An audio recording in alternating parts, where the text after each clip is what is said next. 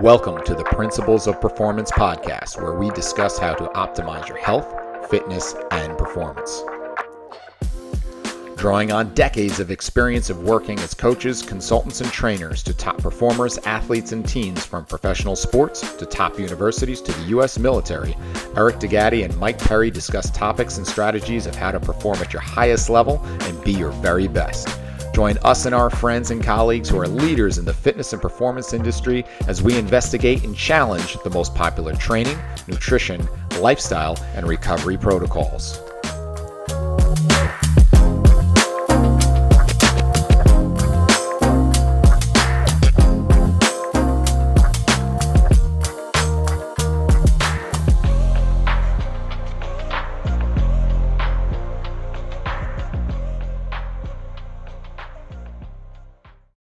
And away we go here with the Principles of Performance podcast. I am your host, Eric DeGatti, along with my good friend, Mike Perry. Mike, how are we doing today? I'm well, Eric. It's good to see your glowing face today, and we've got an amazing guest. So it's going to be a good one. Episode number 21 is another lucky one. We have a great guy that I had the good fortune of meeting, probably going back about 10 years ago through the FMS channels. His name's Jon Torine, and if you don't know who Jon is, he's a guy who spent 17 years in the NFL as a strength coach, starting with the Buffalo Bills for his first three, and then became the youngest head strength and conditioning coach in the NFL when he got hired by the Colts, where he spent the next 14 years culminating in a world championship with Super Bowl 41. After his time with the Colts, he continued his work with NFL players at EXOS, where he's the director of pro and elite sports with the NFL Players Trust Program, service for former NFL players to help transition from pro sports into the real world. He also started the Lean In Coaching Project, providing insight and education to numerous sports organizations all over the globe in an effort to bring multiple disciplines together in support of ultimate and most important resource, what he says is the people inside it. And now he's kind of transitioned into more youth sports and working with something called I9 Sports, which we'll find all about more in New Jersey. Because Jon is a Jersey guy, originally a North Jersey guy. And for those of you not from these parts, let's just kind of differentiate. I'm North Jersey. I'm Sopranos and Housewives. Jon is South Jersey. He's Bruce and Bon Jovi. So welcome to the show, Jon. Thank you, guys. Appreciate it. Well said.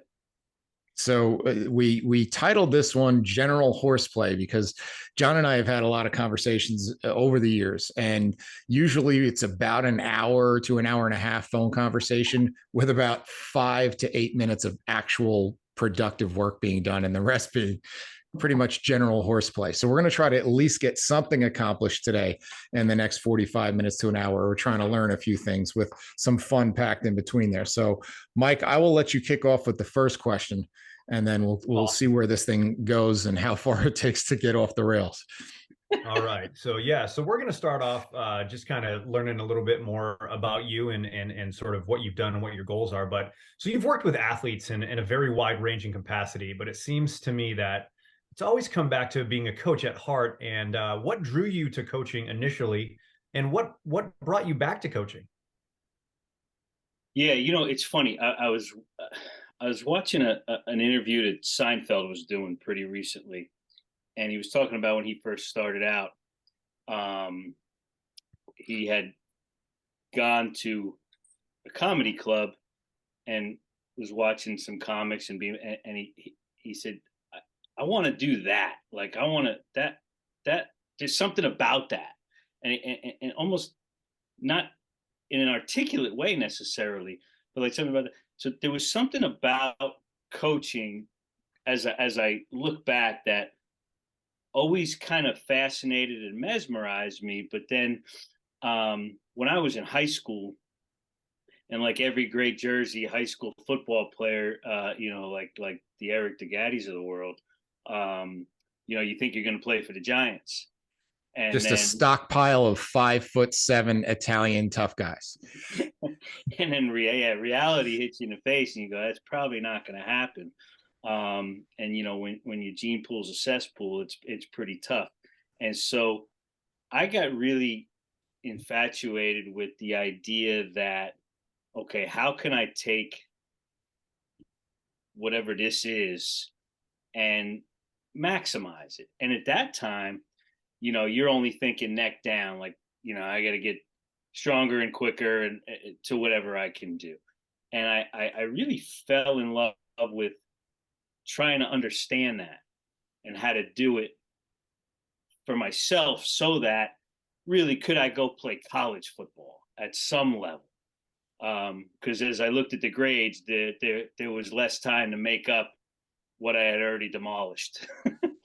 but in doing that, I also started helping other kids, younger kids in high school, and I got as much rise out of that and as much satisfaction out of that about, hey, here's something I've learned, and then I can actually teach this to you and watch you get better at whatever you're trying to do.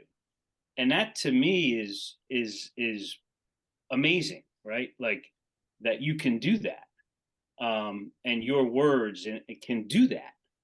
And can help somebody do something, whether they want to do it more than they want to do, whatever it is. And then that, all of a sudden coaching opens up this world that like, oh, this is a pretty cool platform to use for good.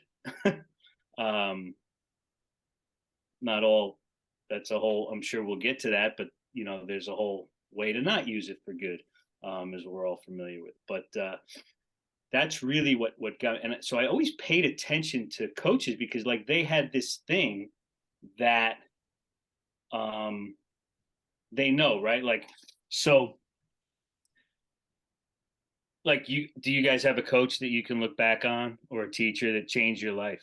Of course you could. Of course you can. I don't know that anybody that can't, whether it's a coach or teacher, right? Like that's, I mean, you don't know what you have for breakfast this morning, but 35 years ago, you can picture this person that changed your life. That's unbelievable, right? That's a pretty cool deal. So that's what I'd be really intrigued. So the question then becomes, what are the key ingredients to becoming a great coach, whether it's skill or strength coach or otherwise? Like that's what everybody's striving for, right? And I'm not going to sit here and pontificate. I got the answers. I don't. Matter of fact, I laugh. I haven't had to have an original thought my whole life, because I've been around these unbelievable people and coaches and leaders, names you know, names you don't know, that if you're willing enough to learn. As I was a young coach, a super young coach in Buffalo with a staff of older coaches, who were kind enough to tell me that something to the effect of just shut up and listen and you'll be fine, so I did. But I think, there's a lot of ingredients I think that apply anywhere, right? Coaching, parenting, as a business, whatever it is. We talk a lot about, everybody talk culture, right? Culture. What does that mean? Well, culture is going to get defined whether you like it or not. So you might as well define it, right? A guy I worked for a long time, Bill Polian, who's an executive in the Hall of Fame now, used to say, hey, we'll define ourselves. And so you have to define a culture you want. We talk a lot about 3 C's, if you will, right, of coaching, right? You got to care about it, right? And you could insert, I don't care, insert barista, insert car wash guy, insert CEO of a Fortune 500 company. Like, if you care about the thing you're doing, like you really care about it, and if you care about it when you don't know what time it is when you're doing it, right? Like you leave it better than you found it, whether it's a person or a thing. Right? You actually care about it, not fake it till you make it nonsense. Like you really care about it, and it'll tell you, like you'll know, right? And so when you care about it, you start learning about it and start thinking about it more, and it consumes you. And the paycheck isn't the thing, right? It's getting better at the thing. You like, how cool is it when you walk into a coffee shop and that person just cares about the deal? Or the rare car salesman that actually cares about it. Like, how cool is that, right? And so that's 1 C. The next C we talk about is commit to it, right? Like make a vow to it. Like you got to commit to it, right? So like we talk about commitment as a promise to keep the promise, right? That's like a commitment to the thing, not sort of, not a hobby, like a commitment, not a social media post, not a hack, like a commitment, right? Like that's what you're doing. And so you're committed to this thing, and you've given your word to this thing. You've given your word to this team, to this individual in front of you, that I'm going to be here doing this thing, with guiding you and doing this thing. And I'm committed to that. Because if we're not in, we're not in. There's a really, as a quick kind of addendum to that, there's a really cool thing I learned a long time ago. So we talk about this a lot. Like, this is math when you go to, so 1 + 1 = 3, right? Obviously 1 + 1 = 2. Even William Patterson grads know this. 1 + 1 = 2. But it only took 10 minutes, Perry. I knew that was coming. When you look at 1 + 1 = 3, right? You're 1. The person you're working with is 1, right? So I'm 1. I can get better independently. I can learn this craft, whatever it is, strength conditioning. I don't care what it is. I can get better at this craft, so marriage, whatever it is. So I'm getting better. The person I'm working with is they're independently working on their thing as well, right? Because you're probably not with that person 24 hours a day, I could assume, right? So they're working on this thing. So independently, there's 1 and 1. That's 2. Together, that's another 1. That's 3. Right? So 1 + 1 actually = 3. Me, you, and me and you together doing this thing. So I commit to the fact that I'm going to learn about this thing and get better every day. Because if I find out tomorrow there's a better way to make your hips move, we're damn well going to do it. Right? And then you'll do that. And then together we've gotten better. Right? And so 1 + 1 = 3. And then the last C we talk about is connection or really communication. And when you look at Stephen Covey, right? Seek first to understand, then to be understood. That's communication. That's connection. That's listening. That's what it is. Not here's how much I can talk and show you how much I know, right? We all did that as young coaches. Look how much I know. And nobody cares. And so it's about seek first to understand where they are, right? And then to be understood. And that's super important. And so I think those 3 C's make up a lot of the ingredients. I think that there's also, right, so that's cute, right? There's and I saw Simon Sinek do this, talking about the years and years ago, talking about the Navy SEALs, right? And how they select people, or how they know people. Can make it very simply. They call it trust and performance on a graph, right? You got character. We kind of call it character, right? But trust is the right word. Trust and performance. You could have somebody that's a high trust, high performer. Of course, that's what you want. They're a high trust, high performer in their job. I don't care if they're selling pens, right? You trust them and they're competent, right? The worst thing you can have a low trust and low performer. Who wants them, right? That's really hard to turn that. The toxic people are the one of high performing, low trust. And as the SEALs say, that is, I trust you with my life. I just don't trust you with my wife. And so when you start looking at trust and performance, right? We're in this age now. Everything is connection and all that, and that's all true. But incompetency doesn't work either. Like, we all know that's a good guy or that's a good gal, and they suck at coaching. Great. Go have a conversation with them, have a coffee with them, and they're good people. But when I want you to coach, I'm not inviting you. You also have a high competent coach who might be a low trust, low character person. It's not really a sustainable model. It's a transaction. You're going to get me better. You don't care about me. and I'm not going to wind up caring about you very long either. Right. So competency is thing, right? I think all roads lead back to Mr. Miyagi, right? And the karate. There's nothing you can't relate to Mr. Miyagi and the Karate Kid. He was a high trust guy, but imagine if he sucked at knowing karate. He just knew how to paint houses and wax cars. And you're like, what the, right? We actually also knew that.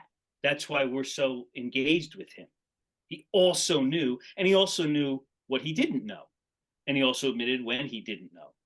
You know, he didn't know what a black belt was. He didn't know how to crack a bottle until he did on the car, right? Pardon me if you've never seen the movie, The Young Guys. But so it is this combination, right? You can't be just a competent jerk, and you can't be just some awesome dude that doesn't know squat. You're not going to help anybody. You're a great guy. That's fantastic. But there's a combo, right?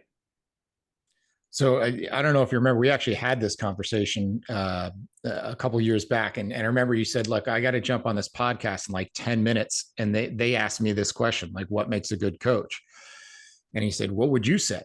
So I said, "Well," and I'm kind of on the spot. I said, "Well, they're so good at the technical that they're almost obsolete, but they're so good at the tactical that you can't live without them." Right. And so I think on the sports level, you look at like what is into, we'll pat Mr. Perry on the back a little bit, and his Patriots. Like with Belichick, he could probably not show up to practice and it'll still run like a machine. Right. But his tactical is so good because his game planning is so genius from week to week that's what made him so essential and made him so successful for all those years. So being able to have that blend, like, I'm not a great strength coach because I can show you the best exercises, the best techniques at those exercises. I should be able to get you to be able to do that on your own. But the tacticals, the program is really what you're coming to me for. That's the secret in the sauce. No, it's really, really well put. Yeah. So let's kind of, we'll circle back on the your warm and fuzzy people focused stuff, but let's get into some strength and conditioning stuff. So when you were in the NFL, you kind of took a unique approach and kind of went away from the traditional bench squat clean and record boards on the wall, and really went more towards like player health and movement quality and that kind of stuff. Kind of tell us how you landed on that philosophy.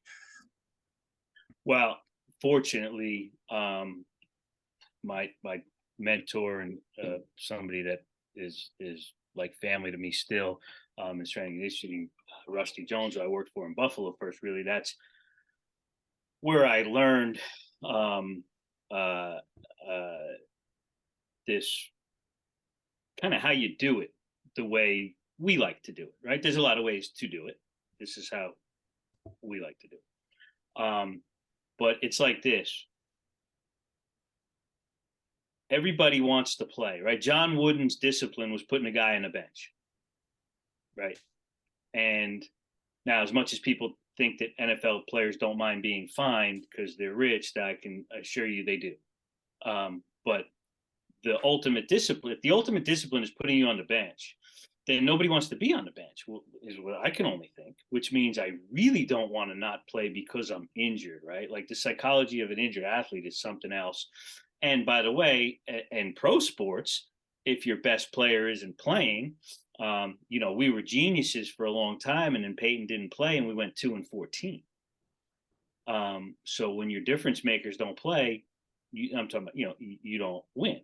Now, this sounds like a no dust statement, but pro sports and youth sports are two different things, obviously. And so, if in fact we need to get our best players on a field, healthy the right way, right? Marv Levy, who I worked for, used to say that 80% of a starter, so 100% of a backup is better than 80% of a starter. So you want your most optimum, most efficient player on the field. Now, if that's the case, and they want to play because they want to win, they want to play a long time, they want to make money, all this stuff. And so when I got to Indianapolis, I got told, look, we've got injuries are an issue. Re-injuries are a huge issue, right? So we all know the guy that tore his ACL and come back, but we also know the guy that tore his ACL and got hurt again. And the first thing that happens is the doctor says, wasn't me. And then the next, because the surgery was perfect. But the doctors haven't gotten to a place where you guys have gotten, which is understanding that the right ACL clearly had something to do with the left hamstring or whatever, right? And so now, as I sat in meetings, many meetings, when players get older, what you hear is they can no longer bend, run, move, change direction. I've never sat, or they've lost their skill somehow, but it's usually related to that. They can't move, run. They didn't get dumber. They didn't, none of that changed.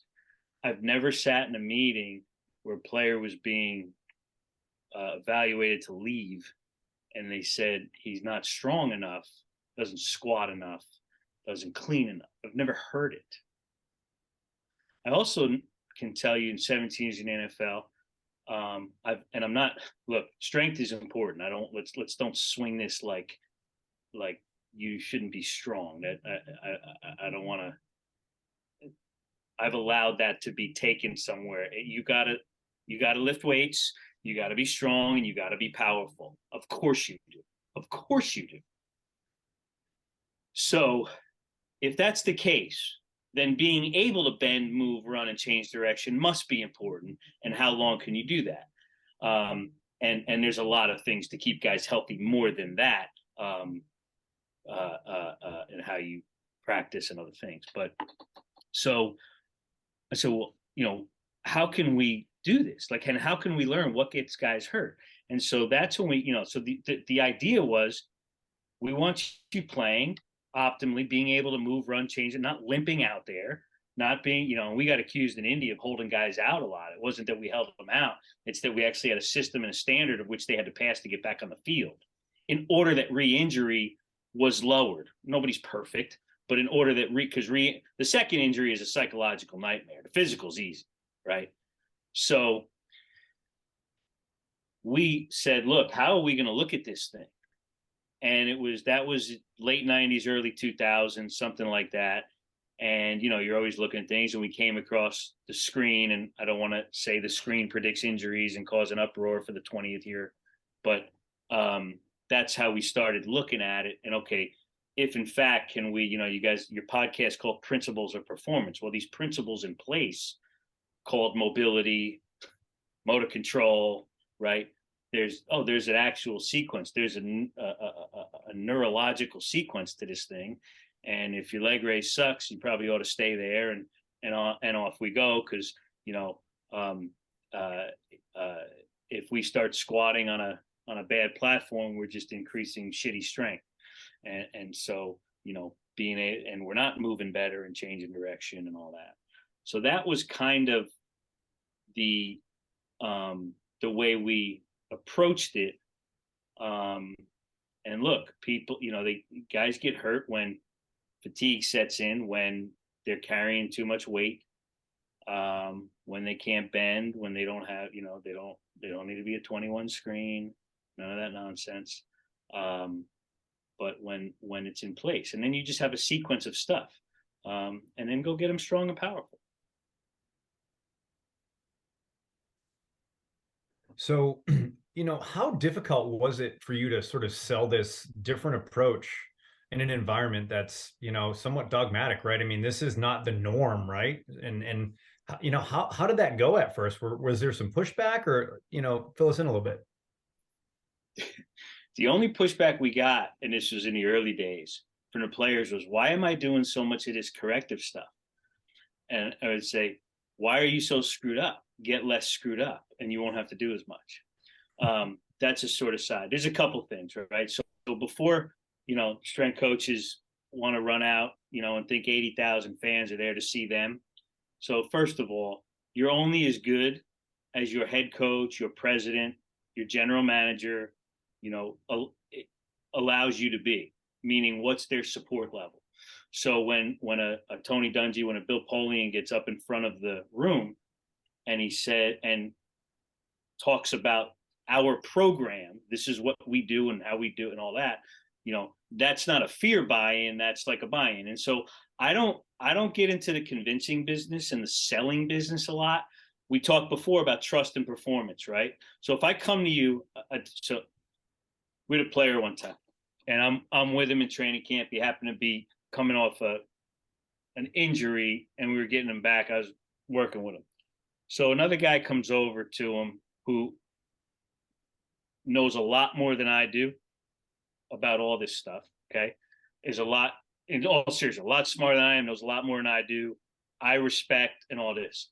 And I'm working with this guy, and I knew this guy for a few years, and all that. And so we had a trust with him, and he also knew I had a competency, and where I didn't have competencies, I'm more than happy to learn about it. Well, this other guy walks over to him, and the guy was doing an exercise, and he has his back to him, and now this guy didn't know this guy. The player didn't know this guy at all. Okay. The guy walks over to him and makes a rookie coaching mistake. Now, he wasn't a coach. He puts his hand on his glutes, and he's like, you feel that? You got to do that right there, like that. The player doesn't turn around, says to me, hey, John, tell this guy if he's going to put his hand on my ass, he ought to introduce himself first. Okay. Do you think that guy's ever going to listen? The player will listen to him again? No, he don't even have any kind of cachet with him yet. So when you talk about how do you sell this to them, right? So do I have trust first? Since the first day I walk up and I got my screen kit and I tell you to squat, like, right? Now I'm not saying I got to be friends with every freaking coffee shop in the county, but here's this thing. You trust me. You know that I'm competent, or I care about this thing. And so here's this thing. Here's what it means. And I'm not talking about the screen. I don't care what it, body comp, whatever it is, right? How you bench press, it doesn't matter. And so this is how we're going to do it. And when they trust you, and when they think you have knowledge that can help them, and then once you know they think you know something, they actually think you know a bunch of things, right? But do I trust you? Yes. Do you have knowledge that can help me? Yes. Cool. Come do this. Now, I'm not saying everybody going, yeah, John, let's do this. This is all great. I love getting in a pair of spandex and getting in a bod pod machine. This is awesome. Nobody likes that. Nobody likes that. But here's the deal. Here's what we're doing. Here's why we're doing it. I think now, in 2022, we're even more so in the why am I doing this era than maybe ever before. And that's okay. That's great. Nothing wrong with that. So the sell is like I said, they're not hearing you about talking about body fat when they're standing there in a pair of spandex. They're not hearing you. They're not hearing you when they're sprinting, you telling them what to do. You ever hit freaking anaerobic threshold? Somebody's talking to you. You hearing them? You're not hearing a word. So there's a time to educate and inform. There's a time to do, and there's a time to just let the thing do the talking for you. So this prioritization of people and trust and culture, making that the higher priority than reps and sets and what cool exercise I have versus the next guy, that's a very different mindset. How much were you influenced by being around people like Tony Dungy and being able to take what he was doing on the skill side and bring it into the weight room? It's endless. I tell people all the time, you've heard me say this, when a Dalai Lama is confused about life, he calls Tony Dungy. It's amazing, but it's, and there's nothing wrong with it. Look, if I want to lose weight and I call somebody that knows how to do that, like, I don't need to be breaking bread with them and have them sleeping in my house necessarily. Like, I just need the facts too. But you got to know what your objective is. Like, I'm talking about a team environment, right? Where you're living and dying with people every day, where your livelihood depends upon each other, right? And that's what's so cool about team sports. But every transaction isn't about holding hands and we're running off and sipping wine, So, but in that light, when you're lucky to be around a Marv Levy, a Tony Dungy, a Jim Cole, these people, and the impact influence that they have and how they go about it, like it, for me, it works, right? Like that's the thing. And it also wins, right? Like Popovich wins, right? Steve, like these, and so it wins because it's real. And that doesn't mean I haven't had arguments with guys. It doesn't mean there's guys that didn't like me or vice versa, you know. But again, I was so young in the business, and grew up in it and knew enough to truly be observant in how to do it. That that's what I kind of saw. And that's what resonated with me. Hey, everybody, a quick break in the action here. Hope you're enjoying the show and we appreciate you listening. We're working hard to bring you the highest quality content and best guests every single week. So if you could do us a big favor and go and like and subscribe to the show on whatever platform you get your podcasts on, it would be greatly appreciated. Be sure to listen at the end of the show also to find out where you can find out more information about our courses, as well as a special discount code for all our listeners. Thanks again, and let's get back to the show. So I want to shift gears and go down a few rungs. So move out of the pros and let's go down to the high school level. I spend a good amount of time there working with teams, and I want to kind of get your feedback, knowing that you have, two sons who are student athletes and who are involved. And we've had these conversations, but I want to kind of have these out loud for everybody to hear kind of your thoughts on what you've seen and experienced, what's going on right now at the high school level. Yeah, it's amazing, right? So my kids are both in college now.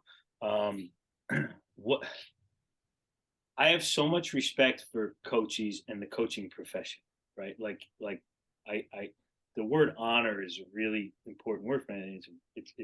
It's so honorable to teach and coach, right? Go to Japan and see what they think about teachers, right? How honorable it is. And so as I say this in respect and honor of the profession. And here's why I say that.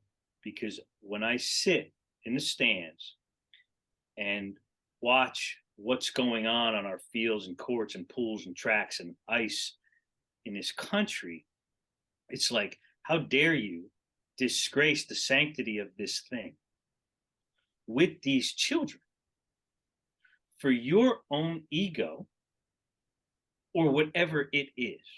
Now, I'm talking about the negative side, clearly. I've run into more ego in high school, and I don't know why. I'm still trying to figure it out, than I have in the pros. And I don't know why. I have no idea. Now, there's some unbelievably incredible coaches around in our high schools. Thank God. The common factor I find is you probably ought to be a teacher first and have a skill set to understand growth and development of children and all that. But to use a child and abuse a child, and I'm not even talking about physical. And again, I'm not talking, don't get me wrong. Like I'm all about discipline and boundaries and habit. Like excellence is a standard that must be upheld. And there's learning things, but to use kids to forget why they're there, to sell dreams and all these other things is really crazy. I feel bad for a lot of these high school coaches now who are doing the right thing, who are up against the monster private academies and AAUs of the world that can't, I don't know where. It's such a shame that our high school sports have been just annihilated at the promise of selling a scholarship, some showcase, some nonsense. The civic pride of your high school and the jacket, right, and the thing is I'm afraid because it looks like it's gone awry. And we've got a lot of my kids' friends that are playing college sports now most of which are hurt, and most of which are questioning their decision, who gave their life like I did. I got hurt to the sport. And so these people, what are the power and the platform that these coaches have is so important that when they abuse it for the sake of, and I love to win, I love to win, but for winning is the outcome, so they can go to the local saloon. I don't know, I'm bothered by it. But there again, I don't, I know some great ones. It's just we got to get it out there. It's a skill. It's a skill. You're not born with it. Well, to your point, working with the high schools, like I'm on the group coaches chat on for a couple of teams, and like to see these guys like a month after the season's over, still texting like all day on a Saturday saying, hey, did you see how they ran backside blast in this, D2 football game, and saying, hey, we got to install that. We could put this kid in here. And like the level of commitment and passion that it's on all day. And guys like that, parents, I don't know if they appreciate just how much time these guys, like this is what these guys have dedicated their lives to. Now, switching gears on the flip side, what you and I have had conversations about is the strength and conditioning at the high school level, and how that position and that coaching kind of piece, that is very dishonored, right? And it's just this assumption that because I lift weights, I'll just run the weight room, or I'm going to let the D-line coach run the weight room because he's got the biggest bench press of our coaching staff. And what ends up happening is, and we've talked about this, what you have is basically legalized child abuse. And what I mean by that is, like, if your kid came home and they couldn't walk, and you're like, oh my God, what happened? You said, well, my history teacher made us do this thing, and now I can't walk, right? You'd have that guy up on charges. He's on the front page of your local paper, right? He'd be on the local news. But if you come home and say, I can't walk, well, what happened? Well, coach so-and-so had us doing, squats or burpees till we puked. It's like, yeah, tough coach. He doesn't take any garbage. Like, that's the mix up. It's how crazy it is of how we see things in such a different light. Once you say that it's strength and conditioning, it's like carte blanche that we can pound you into submission, which is scary. That's a great way to put it with the history teacher, right? It's true. What's the difference? And we've got a long way to go. Where I live, the high school, we've got a phenomenal strength coach there. And that's his job. I think it's rare in the public school system, but I know it's rare, and I think it's rare. But again, if we, like, what are we doing as strength and conditioning coaches to up level these kids? Now you've got the private places. And so we have a bunch of parents who are well-intended. 99.9% of them love their children, and uninformed. I think it was Belichick, Mike, actually, and I love this line. A coach that used to work for him told me he used to say this, so I could be wrong about it. But you say, either you don't know, like he would tell a player, say to him, on a play, right? Either you don't know or you don't care. Once you know, then I'm just going to assume you don't care. And then we got a whole nother problem, right? So I used to think all parents were jerks and all that. Okay. And we tell our staff this all the time. Assume somebody doesn't know at first. Well, they don't know they're not supposed to rob a bank. Maybe they never knew that. I don't know. But once now I got a chance to educate, inform them, and have them understand at least what this thing is. And I'm not saying you need to agree with everything I'm saying, but once you do, then you don't care. Like, if you don't care, like, I don't even know how to handle it. Not like care about it, but you just don't give a rat's ass. We got a different issue. So we're in a point where parents are well-intended and love their children and have no idea actually what strength and conditioning is, short of the movies or some bad TV shows or whatever the hell they're showing on TV. opposed to professionals like yourselves who actually know what the hell they're doing because they understand you have a competency. You're not the backup history, the D-line could have history who looks strong. You look strong. That's how they did it years ago in the NFL when they needed. So hey, we got to get strong. Well, who knows how to get strong? Powerlifters do. Cool. Let's hire a bunch of powerlifters. In the 70s, we'll go get powerlifters. They know how to get strong. Super true statement. Extremely true statement, but wrong way for this particular sport. So it is about educating and informing the parents. They're not all going to buy into how you do it, nor should they. If they're all buying in, then you're just a people pleaser. But I think that's a big part of it, is that, and understanding that on top of getting coaches and administration to support it. The guy we have at our school, I would argue, is making a bigger difference in these kids' lives than who's ever teaching Shakespeare. Because not one of these kids is going to read Shakespeare when they get older, but now every single one of them knows how to eat better, has had leadership lessons, knows how to lift weights and exercise and all that hopefully they're doing the rest of their lives. Because not reading Shakespeare won't kill you. May get a little dumber, maybe not. Right? So, we have to up-level this profession perceptually and in reality. That's what we have to do. Not to ourselves. We can the three of us could sit here and agree all day. Get out there and show the parents, no, this is what it is. This is what good looks like. Because I don't even know what good looks like without knowing what shitty looks like. But you just going, hey, that guy down the street doesn't know what he's doing. They don't understand that because the kid is sweating and working hard and he can't walk, and that's awesome. Well, what else would they think? Of course it's awesome. No, here's what it actually is. Yeah, I think a big part of it is definitely the educational component. Obviously we do the social media thing and it is what it is, but one of the things that I've been trying to do locally is just network with coaches and just talk and it's not even a sales pitch. It's more of a conversational thing about, hey, listen, when it comes to athletic development and really long-term athletic development, this truly is the way.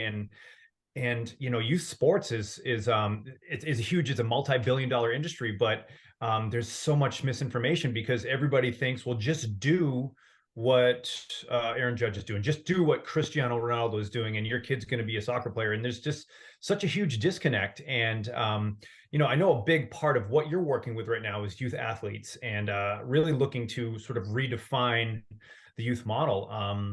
And rethinking sort of physical education in general. I mean, these models are clearly broken. They are clearly broken, but really, can it be fixed? And if it is going to be fixed, what's the best starting point? No, it's great. Yeah, I wish I had the answer. It's funny. A friend of mine, John O'Sullivan, who runs a program called Changing the Game Project. He's just awesome, and he says to your point on the Aaron Judge and what they're doing, right? It's like, how old is Aaron Judge? I don't know. I'm not sure, but he started playing pros when he was like 23 or 24 in the big leagues. So, I mean, yeah. So it's like, okay, do what Aaron Judge does, right? Go do what the hell was Aaron Judge doing that at 11 years old? Exactly. And by the way, don't for 1 minute, and I'm not here to kill dreams. Don't for 1 minute think you got Aaron Judge in your house. You don't. And if you do, if Jeter is your child, if the next Derek Jeter is your child, he's going to get there in spite of you and everybody else. All you're going to do is screw him up, probably. Right? So, or turn him off or whatever it is. And again, I'm not here to kill dreams. Let's understand this, and I'm so into the LTAD models, as you brought up. One of the many downsides of the LTAD models is that we've interpreted it as a linear progression toward pro sports. Here's your pyramid, or here's your line, or whatever stupid shape they want to draw. Square for this, whatever. Elite, right? You just do this, and you'll get there. And it ain't going to happen. And the numbers, 97% of kids are done playing sports in high school. 70% of our kids are quitting by the age of 13. And that's because it ain't fun anymore, because of a lot of reasons that are simple, actually. So these, look, people broke it, people can fix it.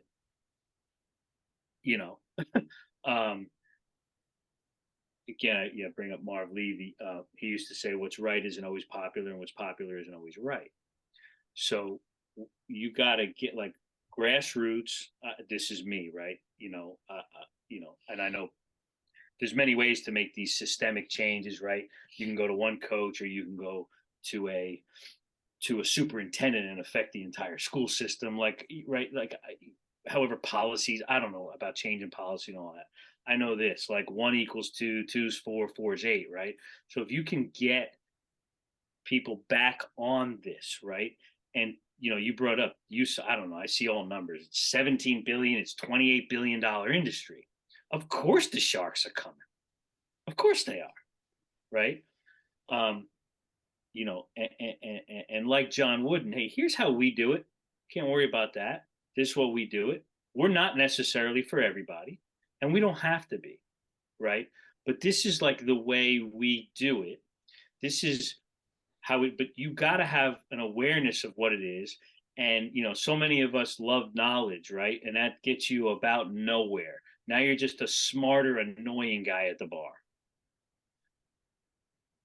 Let's take some action on it. Like, here's awareness. Fantastic. Well, that's nice. I have 4,000 ideas in the shower that I could be a billionaire on. Never done one, right? Let's take action on them, and let's wrap some accountability around it, right? So go do it, and just do the thing. And, things go viral for some reason, right? Like I said, I don't have the answer. I know that if you're doing the right thing, the rest doesn't matter. And, I could spend all day talking about this jerk's over there selling dreams to your child, right?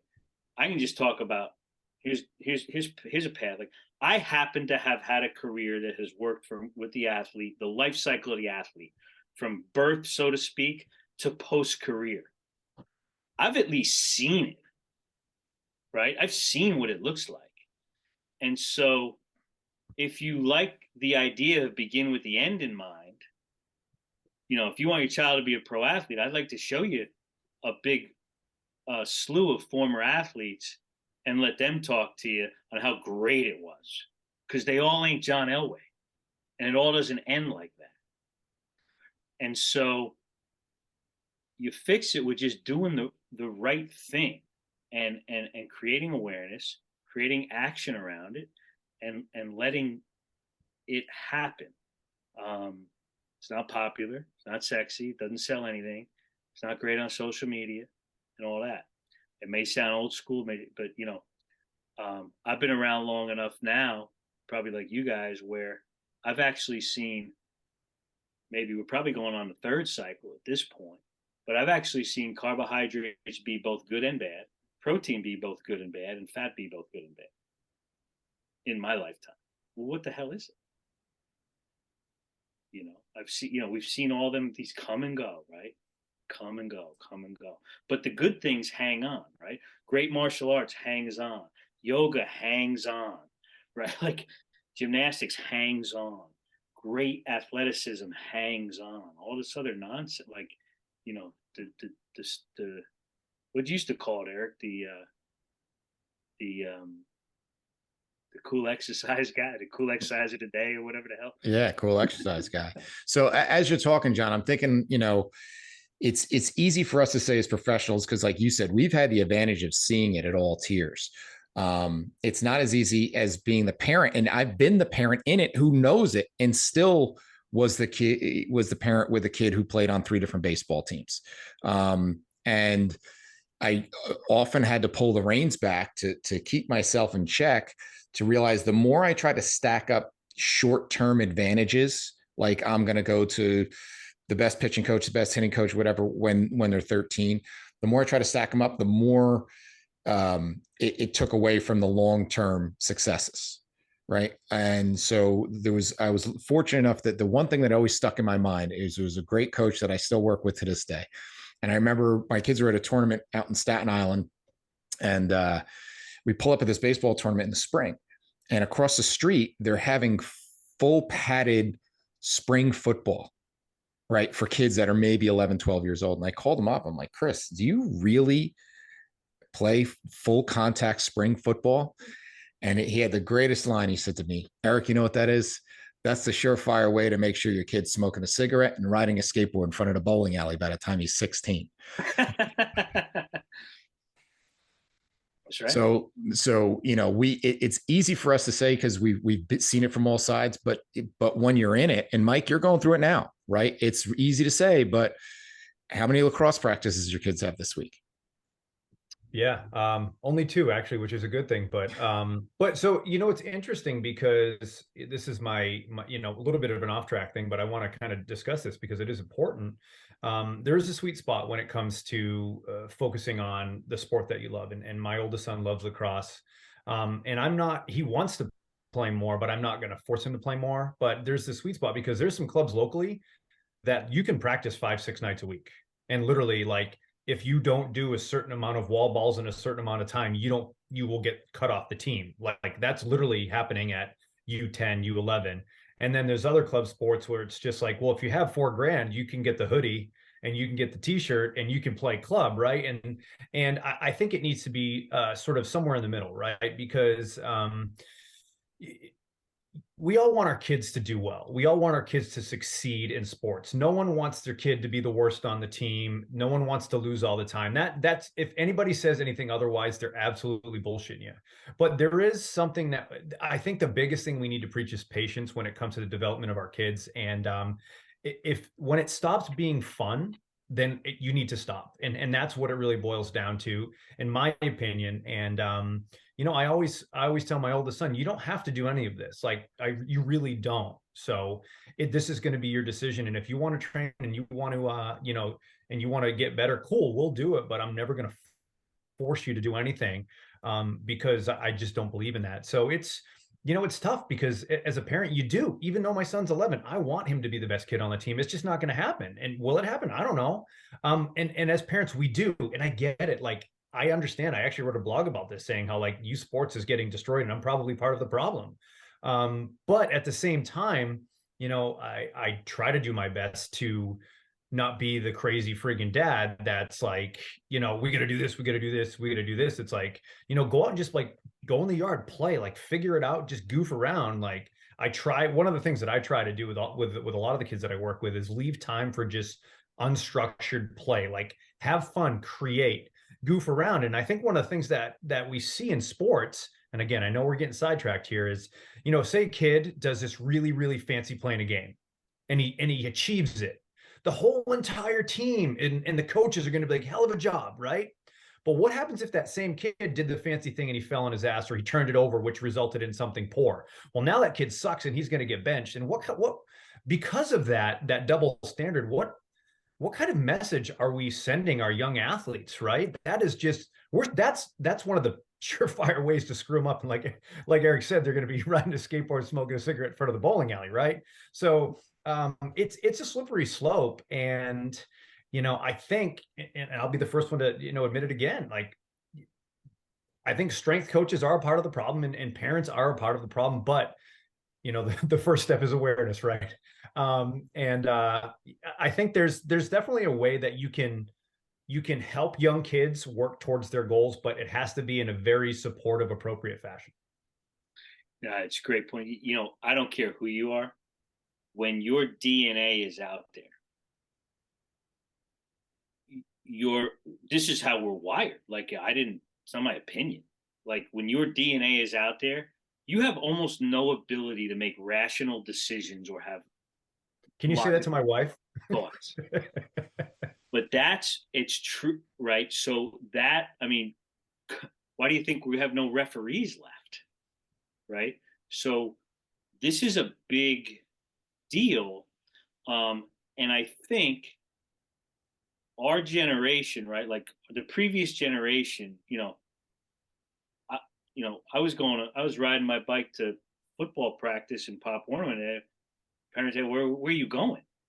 I got football practice. I didn't know you played football. I mean, I'm embellishing, but like, right now we're there. We're like hyper involved, right? We got the freaking snacks. We're dialing up. My kids' friends, their parents are showing them film. None of them are interested at all. And so the question is, whose time is it? Like, go play in your stupid bar league softball league. And if you really want to have some fun, bring your child there and just say, do me a favor, sit in the stands and do what I do. And I'm going to play bar league softball. And then you see how the hell it feels when he's screaming at you or screaming at the ref or biting his tongue or saying nothing or being on their phone, not being present, acting like they're shooting video. No, you're never going to watch it. Knock it off. And post it on social media. Really? Is that why you're here, to post your child on social media? So do that. And this is not your time. This is your time to be a parent in support of what they're doing. Most of them don't care as much as you think they do. What I tell our parents is it's a push versus pull. When they're pulling you to say, I want to go to practice, when they're pulling you to say, can you come in the yard and throw a ball with me, versus you going, let's get in the yard and throw, I'm going to throw 500 balls to you till you hit 499 of them. This is the skateboard smoker at the bowling alley, which is forever now a great freaking line. But it's hard, and it takes so much self-awareness to do that. And by the way, do you want, this is a tough quote, you got to look in the mirror, because we all go through it. Do you want your child to be the best one out there for you or for them? We all want to say for them. Check yourself for a minute, just a minute. Because it's pretty cool to walk around town being the dad of the best ball player. That's pretty cool, right? Or is it? Is it? I don't know. If he happens, it's fantastic. And there's nothing wrong with teaching them how to set goals. Of course they should know. Do you know anybody that's successful that doesn't set goals? They won the lottery, it happened by accident. Right? That's the beauty of sports. It's what you get from it by giving so much to it. So how dare we sit in those stands and get our low backs hurting on those freaking bleachers and ruin it for them? Let them screw up.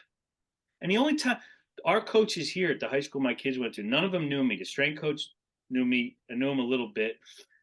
He was shocked that I never said a word over there. So, they have coaches, and unless you're either destroying my kid verbally or you're going to take my son with a small scoliosis and squat him, you're never going to hear from me.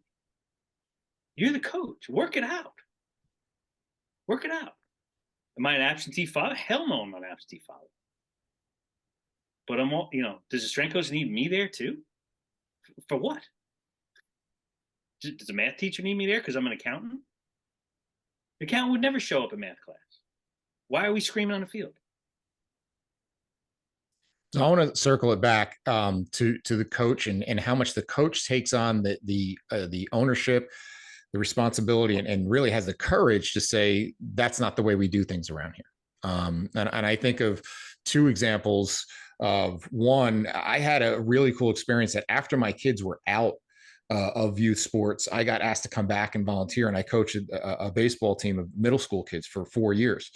And it was very cool to not have that pressure of any of my DNA being out there. And it allowed me to really to learn a second time going through the culture. And one of the things that always stood out that I was probably most proud of wasn't any of the championships or tournaments we won. We were doing indoor training. It was in a basketball gym at the local PAL. And one of the dads emailed me and said, hey, Brendan can't make it to one of the practices this week because he has 2 rec basketball playoff games. And then in parentheses, he felt like he had to justify it's not competitive. He's just doing it for fun. And he said, which practice is more important so I know which basketball game to miss? And I wrote back and I said, first of all, you don't need to justify he's supposed to be having fun. That's why it's rec basketball. And number two is I said, no practice in January is important.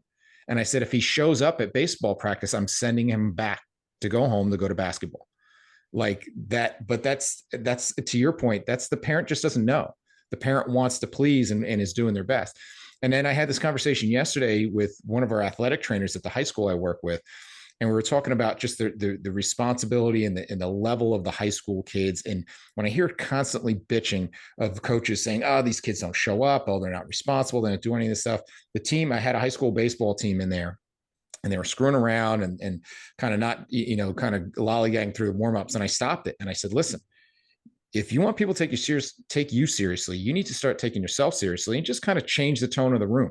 And when I tell you, for the rest of the hour, they were awesome, like at going out of their way to making sure the weight room was perfect. And that just really hit me again as a reminder. It's not the kids, it's you. Kids are fine, man. The kids are fine. And they crave discipline, but you have to know what discipline means. It's what you just did. They crave boundaries. Otherwise, you got chaos. And everything just being, no, there's ways. So I mean, I commend you on that. To tease out one thing you said, it's so fascinating to me because we hear it all the time. That's the fun league. Racking, right? Translated as grab ass. I don't know, whatever the hell's going on, or like, right? Like it's just some chaos.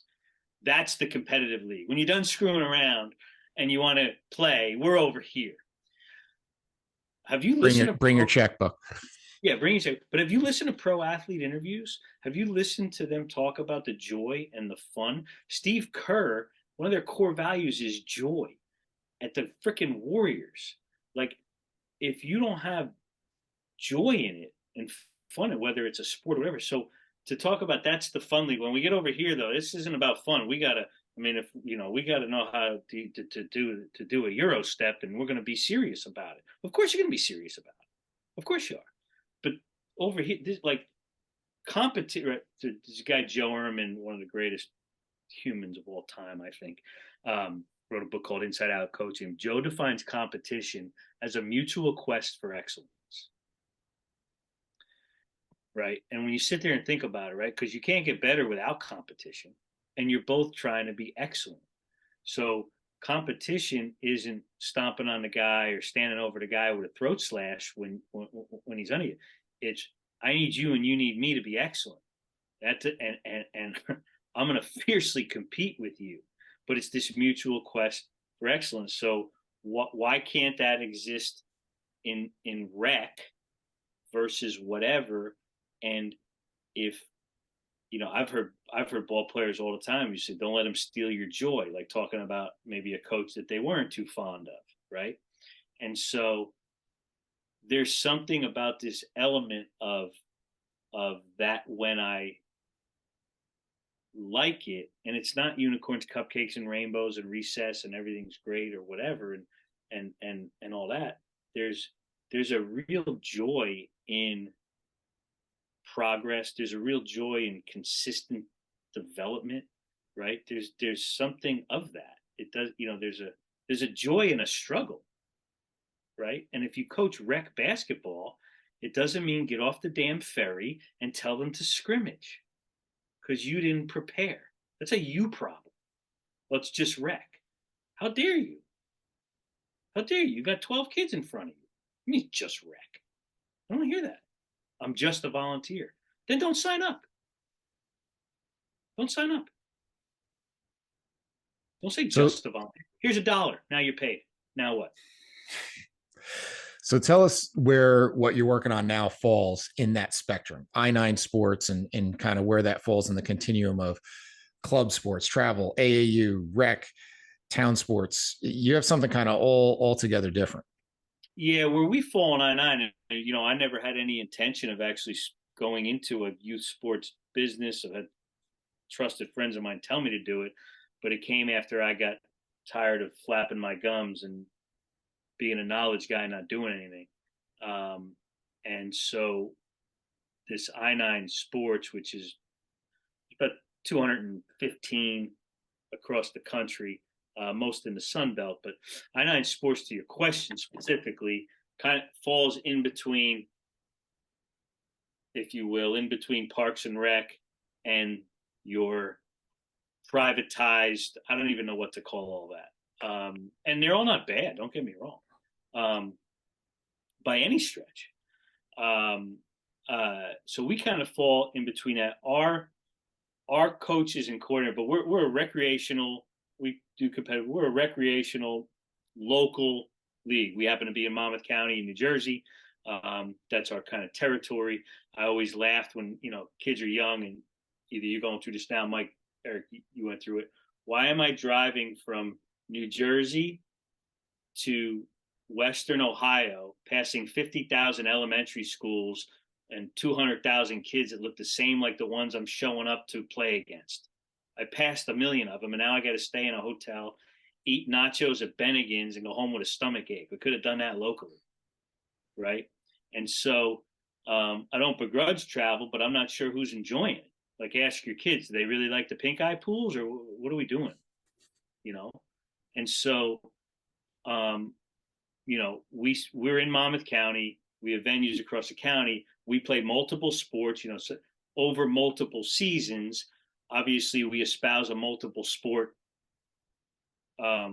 program. We don't sport specialize. We even actually, if I find some of our kids are playing too many seasons, which our seasons are seven weeks, we play and practice once in a row. I actually tell them, you're done. I don't want to see you in this sport. Either do another sport or do nothing. Now, what you do, like, don't go to another, like, if you want to go behind my butt, whatever, but no. And they're shocked that, like, you don't want, I'm like, no, I'm not in this for your $169 registration fee. Like, I don't want to see your kid doing that, because I actually want to see you, your family, and your child for a long time doing this and enjoying it, and them not begrudging coming here. And so we run multiple sports over multiple seasons. Our sport coordinators, our head coaches, are all either school teachers, longtime coaches, or work in the school system. We then have a mix of young coaches, college and high school kids, that are learning from these older coaches, but also paying it forward themselves, who have great competencies and great ability to relate to the kids. And we have volunteer coaches. But our code, so a lot of the parents almost all of them comment to me about our coaches and coordinators, like, where did you get these coaches? And I'm like, they're in the brick buildings that say school on. Like, these are the people that know what they're doing. The problem is, when your little angel gets in trouble, you go to the school and blame the teacher. You actually don't know that they actually have a skill set of how to manage a room and work with kids and growth and development, especially now with so many things going on with our kids. And you just, thank God you're not allowed to go sit in class. Can you imagine if we were allowed to go sit in math class and your kid's at the board, you're like, no, carry the 4. Like, can you imagine that mess? But we let them be, we let them sit in the stands and scream, right? And so we don't have that where we are, because we set that culture, and our culture polices itself. Quite honestly, you won't hear any of that mess where we are, including with the officials and all of that. Our officials stop and teach, but these are who are directing our sports. I'm so proud of that, because our staff is amazing, because they are school teachers and coaches. That's who we want. That's who we're looking for. And then they're able to work with the volunteers up level the way they know how to coach. It's great when a great mom or dad or aunt or uncle is coaching. Their biggest fear is they don't know anything about the sport. Okay, well, we have somebody that knows the sport. Here's how you do it. And here, we have training and all that. And so we don't allow everybody to volunteer. Just because you have time and you're not a sex predator doesn't mean I'm accepting of you standing in front of children. I need to know a little more. Then you have time and you're not a sex predator. It's a big problem in our country. I-9 itself, we have across the country, I think there's like 60,000 volunteer coaches amongst the millions of kids that are playing. That's an amazing opportunity, or a toxic nightmare. right? So that's what we're trying to take these adults in the community, put them in front of these children to grow and develop them, to have them enjoy it, to have them be fulfilled by it, to want to keep going, because the 97% that are done in high school are done. The other couple of percent that play in college, and by the way, the only real scholarships being awarded are in football and basketball. It doesn't exist in the other sports like that. It's a big misnomer, right? Baseball, Eric, and stuff. And then you're done, right? Even Derek Jeter's a bar league softball player now. Now what, right? Like, this is like, right? So let's like look at this thing, for what it is. And that's what we're trying to do. We're trying to educate and inform the parents. We're trying to get them to put their damn cell phones down and watch and be present, because they're going to yell at their kids for being on their phone when they're trying to talk to them later anyway. So we're trying to get this culture of what this is. And when kids make mistakes, we tell them. Not, you throw a ball halfway over the rim, you're not great. You're not a bad person. The play wasn't right. Like, let's, this pendulum swinging. Like, don't say no to a kid, or don't say they made a mistake. Like, no. We have a basketball coach. He sits the kids down and they talk about the mistakes they made for 5 minutes. When it's over, like, who made them? And at first it's interesting to watch. Now they're all raising their hand, talking about their mistakes. What did you do? I double dribbled. Okay, what do you do next? I did this. And then the coach, here's the mistakes I made today as a coach. Wow, an adult actually saying they made a mistake in front of kids, amazing. And then the kids, well, what'd you do well? And so recognizing a mistake, owning it, being in an environment where they know that they learn from mistakes, that's okay. And I know I railed off here, but it's, yeah, we play soccer and t-ball and baseball and basketball and volleyball and flag football and all these sports. But these are simply, for me, are the conduit to get these unbelievable coaches and teachers in front of these kids and in front of these parents, to show them. You say, well, it's broken. I'm telling you, there's a way to do it. Now we're just in Monmouth County, right? We're not, but great. I love where I live. I'd like to up level the area if I can by a millimeter. That's awesome stuff. So before we wrap up, Mike, any final thoughts on your end? No, I mean, this is a wealth of information, a wealth of knowledge. And, I think, particularly the information on, youth sports and high school sports is super important, because, those are the individuals that are going to, down the road be, the professional athletes, if you will, or be the leaders and the coaches and the teachers. So it's important that we, we set a solid foundation, not only from obviously we're talking about athletic development, but just the importance of just being a good human being, and caring and communication, all those other things that really don't have anything to do necessarily with sports directly. Yes, they do, but those are just qualities of being a good human. And I think that at the end of the day, like you were talking about, being that coach that has the impact. And I think that's what we should all strive to be. I forget who said it, but something along the lines of, be the coach that, down the road when your athletes come back, you want to be the guy that they want to come back and have a beer with, right? Be that coach. And I think that's, at the end of the day, that's what it's really about. I got a question for you guys. What are the principles of performance? I mean, that's what you named the thing. What are they? Well, you got to take the course. Oh, yeah. No, and we've hit on some of them, and we took an approach to strength and conditioning the same way you kind of have, is taking a step back and saying, like, look, the reps and sets and all that kind of stuff that we're all arguing on Twitter about, that's maybe the least important of what makes your output, your outcomes successful, right? And it starts in our course. It starts with breaking down and getting out of your silo and not believing that your thing is the only thing. And then it goes from there to getting to know the individual or the group in front of you and asking key questions, because it doesn't matter what their FMS score is or what their 40 is or what their max bench is if you don't know some key elements about who this person is and what makes them tick. So that's where we kind of start the thing. And then we eventually get to the reps and sets. And then you start to see, well, all of that is built on top of that stuff that we learned in the beginning. Awesome. So we will certainly be posting the link to I9 Sports so people could find out more about that. because it is a big deal that extends just beyond where you're working in Monmouth County. Other than that, Torine's pretty much off the grid, so don't be looking for him on social media.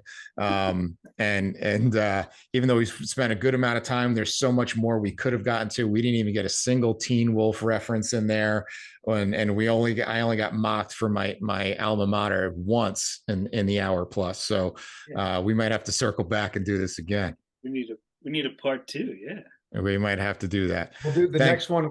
The next one we'll do with a couple beers. See how that goes. The what? With a couple beers. There you go. Awesome. Well, we want to thank you, Jon, and we want to thank everybody for listening. This has been the Principles of Performance podcast. Thank you, guys. Thank you for listening to the Principles of Performance podcast. If you've enjoyed our content, please like and share on your social media outlets, as well as subscribe and give us a review on YouTube, Apple Podcasts, or whatever your preferred platform is to listen to. For more information on the Principles of Program Design courses and workshops, visit us at www.principlesofprogramdesign.com and follow us on all of the social media channels where we post new content every day. To save 10% on any PPD courses, enter the discount code PRINCIPLESPODCAST10 at checkout. If you have any questions we can answer or suggestions for the show, you can email us at info@principlesofprogramdesign.com or message us on social media. Thank you again for your support.